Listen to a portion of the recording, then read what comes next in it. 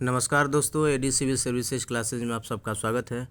Friends, आज हम लोग अपने इस वीडियो में 69th बीपीएससी मेंस का जो रिज़ल्ट आने वाला है उसके रिगार्डिंग मेंस के कट ऑफ पर चर्चा करेंगे और देखेंगे कि इस बार का मेंस का जो कट ऑफ है 69th में वो कितना जा सकता है। फ्रेंड्स, 69th बीपीएससी का मेंस का कट ऑफ बताने से पहले पिछले 2 एग्ज़ाम्स का कट ऑफ जो है आपके सामने मैं प्रस्तुत करूँगा। सबसे पहले ये जो है 67th बीपीएससी का ये मेंस का कट ऑफ है। आप देख सकते हैं जब फाइनल रिजल्ट आया था तो उस समय कट ऑफ दिया गया था।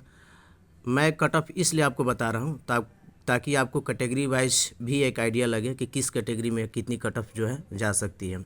वैसे 67th का कट ऑफ जो है 69 से जो है तुलना नहीं किया जा सकता है। कारण ये है कि इस पेपर में 67th में ऑप्शनल पेपर था, ठीक है, और ये लास्ट बीपीएससी का पेपर था जिसमेम जो है ऑप्शनल था। इसके बाद जो है ऑप्शनल को हटा दिया गया था, ठीक है फ्रेंड्स। तो आप देख सकते हैं कि उस समय कट ऑफ जो है 471 गया था रिटेन का, जनरल कैटेगरी का। इसके बाद जो है अन्य कैटेगरी का ऐसे ऐसे करके आप देख सकते हैं किस कैटेगरी में कितना कट ऑफ गया था। तो एक आपको अप्रोच डेवलप करने के लिए मैं ये 67th का कट ऑफ जो है सामने रखा हूँ।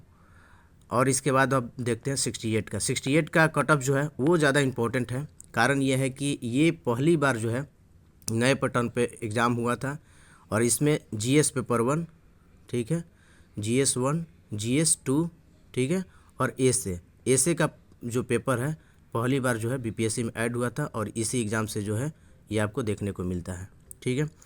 तो हमारे डिस्कशन में सबसे जो इम्पोर्टेंट है वो 68 का मेंस का कट ऑफ है कि उस दरमियान जो है कट ऑफ कितना गया था, ठीक है। तो आप देख सकते हैं कि उस समय जो कट ऑफ गया था अनरिजर्व कैटेगरी में यानी कि जनरल कैटेगरी का जो कट ऑफ गया था 447 यानी कि 447 जो है कट ऑफ गया था रिटेन का जनरल कैटेगरी के लिए। इसके बाद जो है ईडब्ल्यूएस का 432 गया था और ईडब्ल्यूएस फीमेल में आप यहाँ पर जो है अनरिजर्व फीमेल और ईडब्ल्यूएस फीमेल इनका कट ऑफ नहीं बताया गया है, ठीक है, लेकिन मान कर चलिए कि कट ऑफ जो है जो बॉयज़ का कट ऑफ था उनसे जो है कट ऑफ इनका कम ही गया था, ठीक है।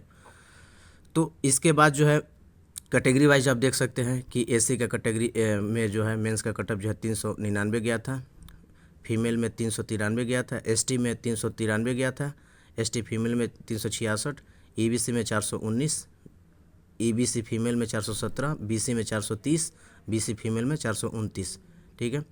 और एसी कैटेगरी का जो है यहाँ पर आपने देख लिया, ठीक है। तो मेरा कहने का अर्थ ये है कि आप जो है 68 को आधार बनाइए 69th के कट ऑफ के लिए।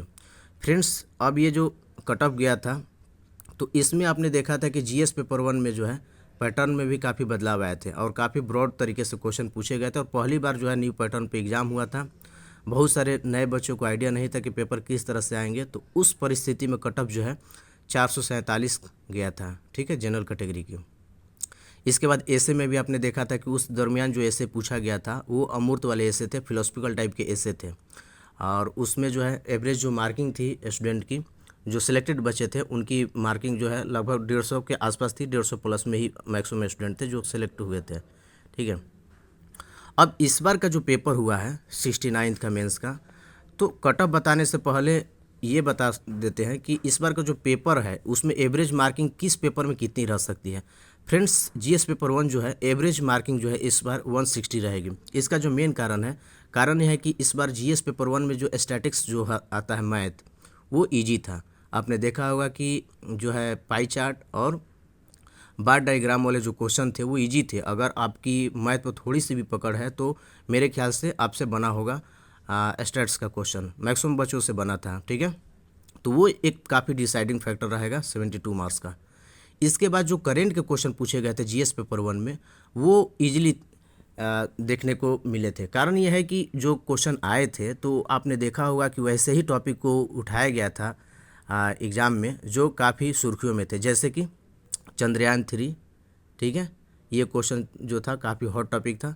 इसके बाद जो सेकंड जो टॉपिक था वो था G20 का, ठीक है। तो G20 और चंद्रयान 3 मैक्सिमम स्टूडेंट जो एग्ज़ाम में बैठे होंगे मेरे ख्याल से ये टॉपिक जो है वो कवर करके गए होंगे।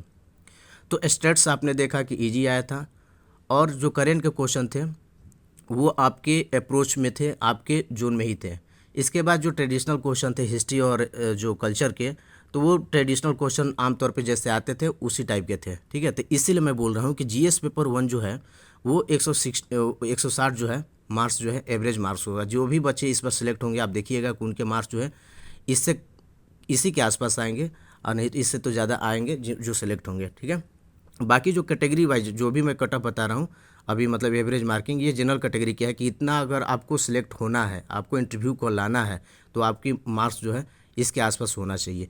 जीएस पेपर 2 है, जीएस पेपर 2 अगर पिछले साल से तुलना किया जाए तो उसी के आसपास था, बहुत ज़्यादा बोल नहीं सकते हैं कि टफ था या फिर ईजी था, ठीक है।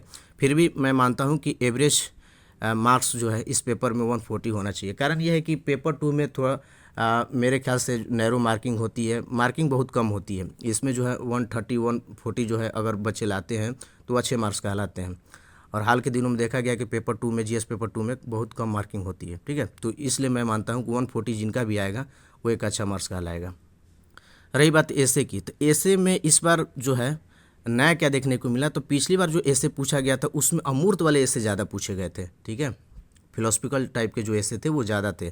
इस बार का जो एसे पूछा गया वो जीएस टाइप का था। जीएस टाइप का इस मामले में कि एग्रीकल्चर से, फार्मर से आया था, तो वो मान के चलिए कि जीएस का ही एक टॉपिक है, मैक्सिमम बच्चों ने लिखा होगा। इसके बाद वुमेन पे आया था, ठीक है, आपने देखा होगा ऐसे वुमेन पे भी आया था, तो मैक्सिमम बच्चों ने इसको अप्रोच किया होगा, ये किया। और तीसरा जो था मुहावरा लोकोक्ति वाला था, जो आमतौर पे बीपीएससी में पूछता है वो था।